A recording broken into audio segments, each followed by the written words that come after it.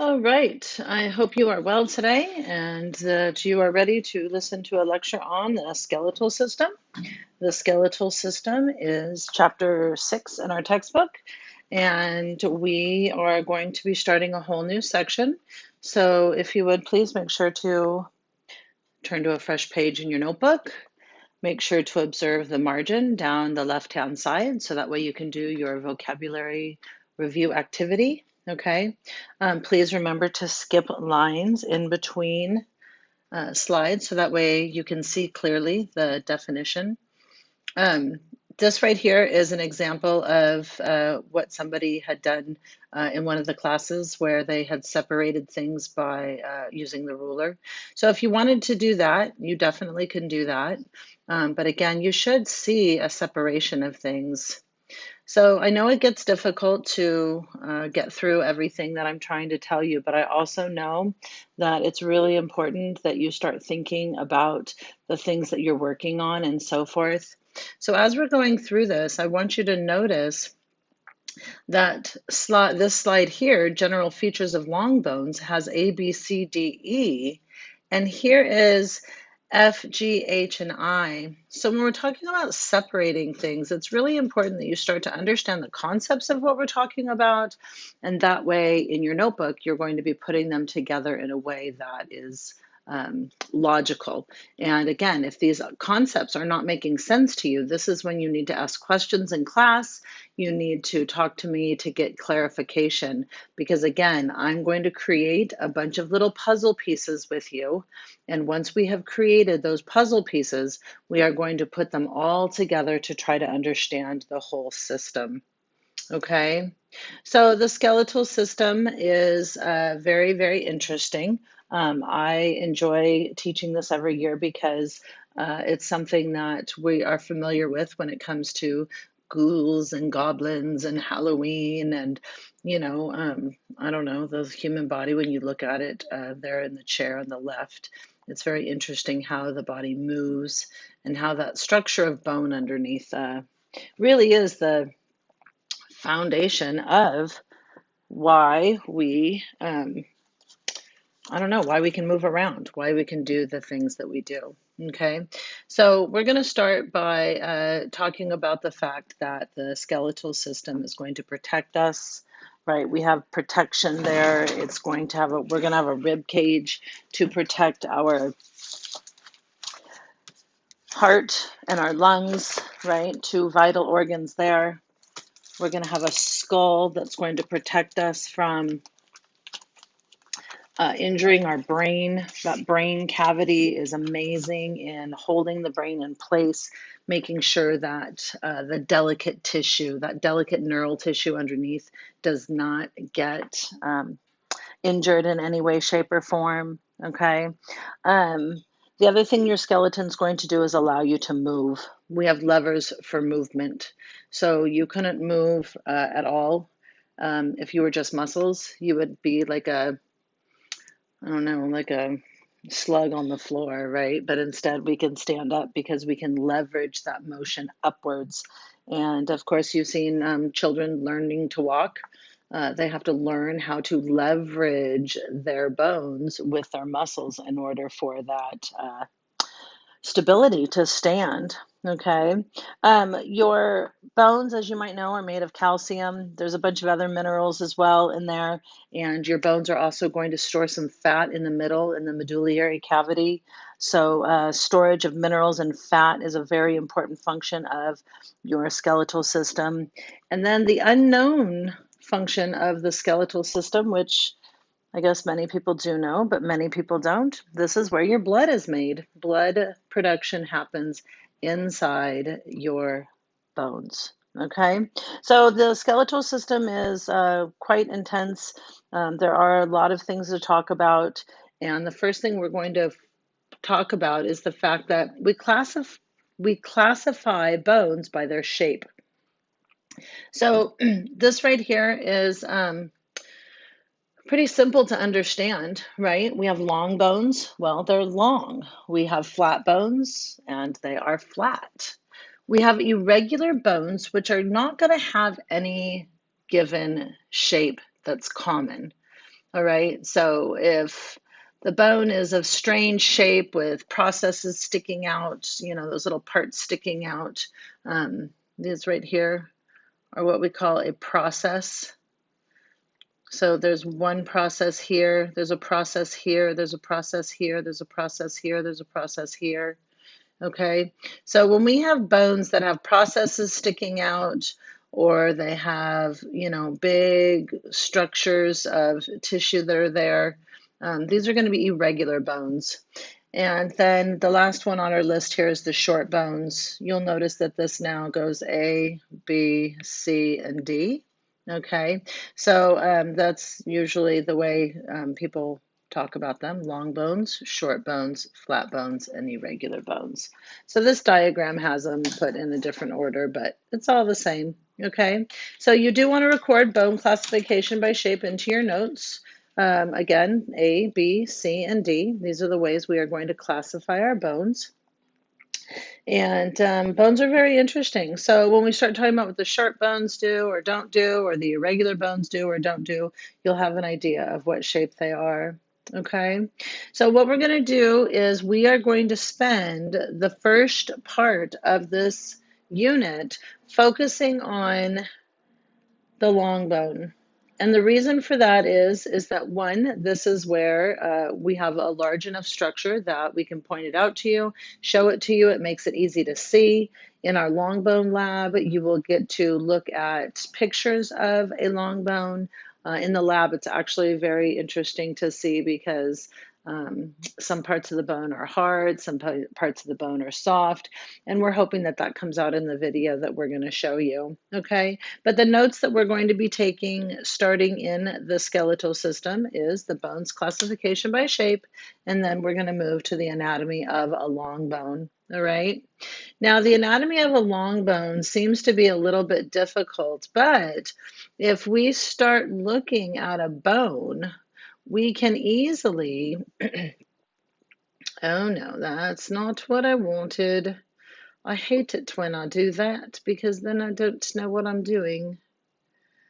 Okay, that goes away, and I want this to go away, but I can't. Oh, there we go, right? Doesn't that make it go away? Doesn't that make it go away? No. Okay, finally.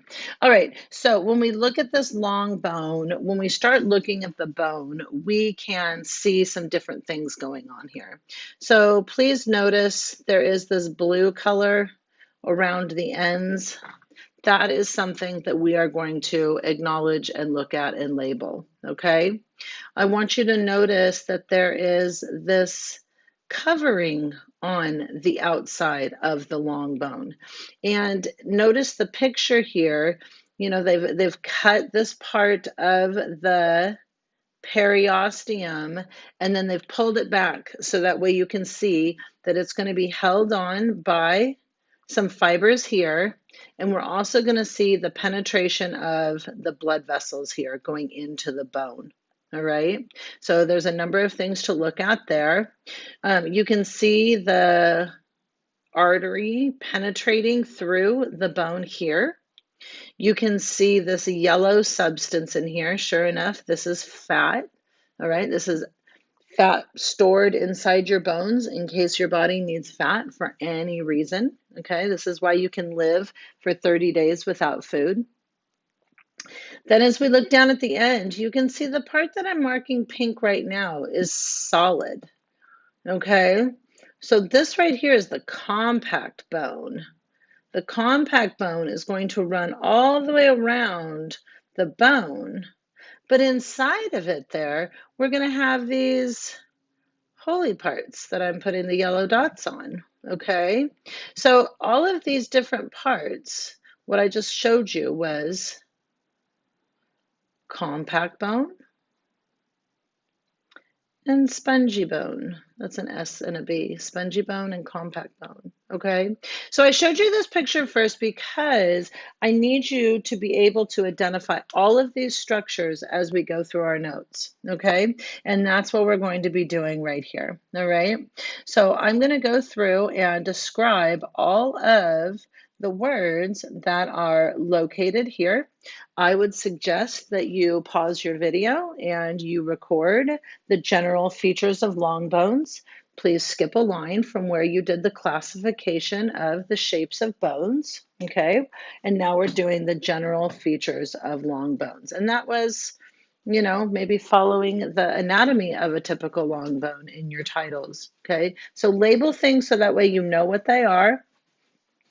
And now what I would like to do is I would like to go over on my diagram and show you all of these parts that you have taken notes over, okay? So the first thing that I want you to notice is that it says diaphysis or the shaft, okay? And what I'm going to do here is I'm going to show you that the diaphysis is listed here on the side, okay? And the diaphysis is actually going to be, if you notice here, from one epiphyseal line to basically the other epiphyseal line, okay? So this is known as the diaphysis, and it's the whole center section of the bone. So it includes many substructures here, okay? So I need you to first know that we're cutting the bones into large sections, okay? So the diaphysis was one. There's the diaphysis, okay? And then the ends of the bones we call the epiphyses, which I know that sounds strange, but there it is, epiphysis, epiphysis. The epiphysis is the end of the long bone. And because we studied our directional terms, that the proximal epiphysis is going to be the one that's closest to the attachment. And in this case, it would be the hip up here, okay? And as I look down to the bottom, I see the distal epiphysis. Well, the distal epiphysis is going to be at the knee. All right, that makes this bone that we're looking at right here the femur. The femur. Okay, so interesting. Hopefully, when I talk about you looking for the articular cartilage on the epiphyses, you're going to know that you're looking for the cartilage on the epiphyses. When I say look for the periosteum stretches over the diaphysis. The diaphysis is the center there, okay? And when I said periosteum was that part that we pulled back. We cut and pulled back. That is the covering. It is the sock, can I say, that goes on the foot, right? It's the covering that goes over the bone. All right, so we have a diaphysis and epiphyses. The articular cartilage is going to be on the ends of the bones, any place where the bone touches other bones. Okay, so when we look at it, it is definitely interesting. Here's the ends of two bones. This here is where we would have This here is where we would have the cartilage. This here is where we would have the cartilage. So as these two bones rub together, they are sliding on the articular cartilage. And why? This is the part you need to know. The articular cartilage reduces friction in the joints. So as we walk around and move around, we don't get any friction in our joints because, well, we do get some. I said we don't get any. That is not true. There still is friction, and that friction is what is going to erode that articular cartilage over time, giving us osteoarthritis when we're old. Okay? Okay, moving on. Spongy bone. We said spongy bone was the stuff that is here in the epiphysis as well as in part of the diaphysis. It actually is in both. So when we talk about spongy bone is going to be full of holes. All right? That spongy bone is full of holes that contain something we call red marrow. And we'll talk more about red marrow later, but red marrow is where your blood cells are made. Okay, so this is where you are going to get your blood from. And then you'll notice, look at this, boom, boom, boom, straight to the blood supply. Okay, so here's blood supply, the blood supply. This is where the blood cells are being made, and then they're leaving to go into the system. All right, so very, very cool. That is where we get our blood from. We get our blood from the spongy bone. Okay. Um, One of the advantages is that it has space for a little factory for blood cells. Another advantage of spongy bone is that it is lighter. It helps make our bones lighter, which allows our skeleton to be more manageable. Okay, compact bone is very, very dense and very strong. So they both have their merits. Okay, so the epiphyseal line or plate was the part that I showed you separates the epiphysis from the diaphysis. So here is my epiphysis, right? And if I look at that line right there, that right there is the epiphyseal line, and the sound of that epiphyseal, we have epiphyseal. Epiphyseal line is the separation of the epiphysis and the diaphysis, and it is the site of bone growth. So there is one here, and then this next picture here shows the bottom of the femur, the distal epiphysis of the femur. So this right here is the distal epiphysis of the femur, and we were actually looking for that epiphyseal line.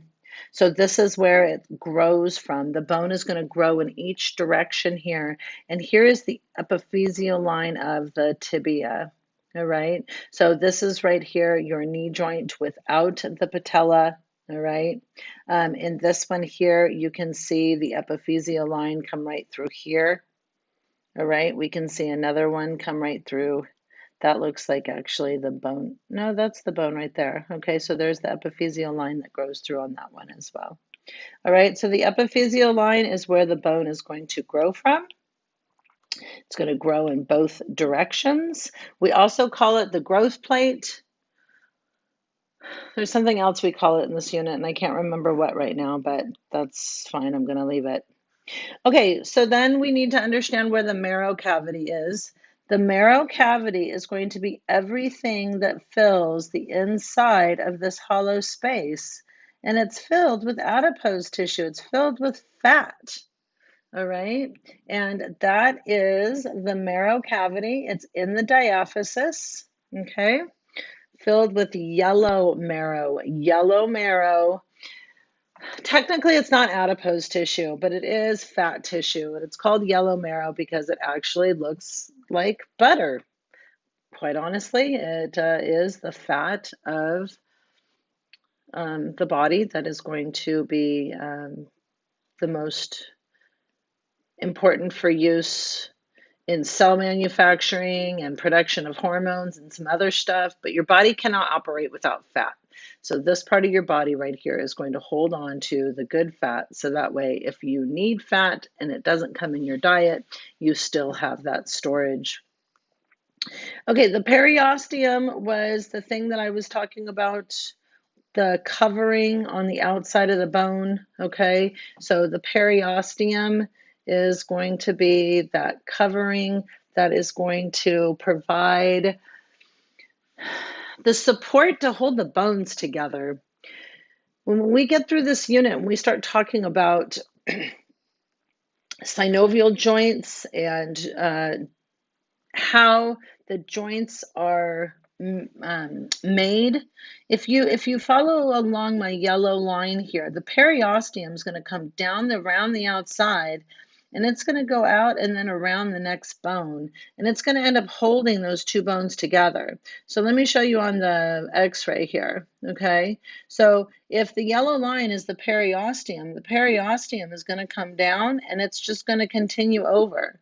And now let's think about what are the strongest connectors in the human body. Those are going to be the tendons and ligaments, which are going to be that dense connective tissue. And sure enough, here we have that the periosteum is dense connective tissue, and it's where the blood vessels and nerves are. Okay, so in the pictures here, we can see the blood vessels and nerves. All right, periosteum, periosteum. You would be smart to say these words out loud to yourself as I'm going over them. Okay, and then the last thing you need to know about is the endosteum. The endosteum is going to be on the inside of the marrow cavity. Okay, so I'm going to use my yellow line and I'm going to show you that it would line the inside of the marrow cavity. And it's also going to have some blood vessels and so forth. I am now coloring in the inside of this bone. So that is where the yellow marrow would be filled in.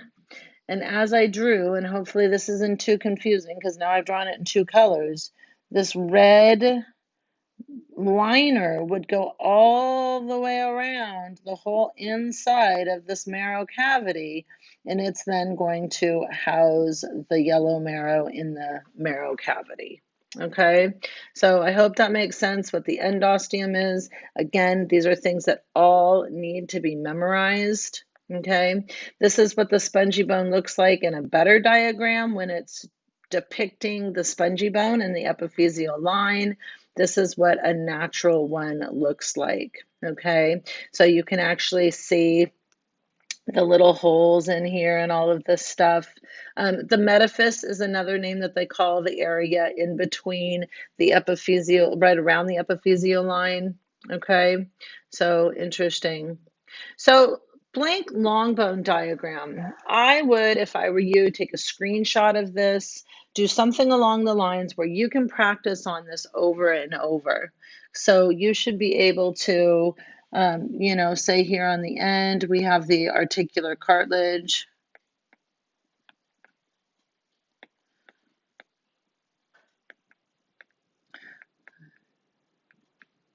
Oh my goodness. I am really bad. Articular cartilage, okay? So here I'm going to put the compact bone.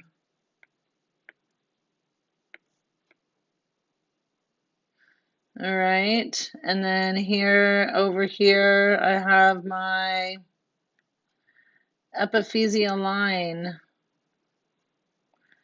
Epiphyseal line. All right, and then I have the compact bone. Here I'm going to have the yellow marrow. So I again think that you should copy this. You have 10 structures that you need to know for your long bone. You are going to be memorizing these. You are going to be working on a drawing of these. You are then going to come to a meet, and you and I are going to go through the long bone together, and I am going to ask you to identify a number of things. 1, 2, 3, 4, 5, 6, 7, 8, 9. Okay, and there's one more thing. Unfortunately, I'm missing somehow. What am I missing right now? Where is my paper? Sorry, 1 second. 1 second. Oh, let's see here. Diaphysis, epiphysis, articular cartilage. Oh, I know what's on here that's not. Okay, so number 10, you have to know where to find the red marrow. So on your lab, I'm going to give you a lab sheet, and on the lab sheet, you have both spongy bone and red marrow.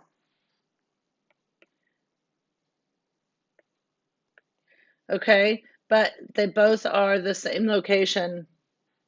All right. So you are going to, again, hopefully have all of these things written in your notes.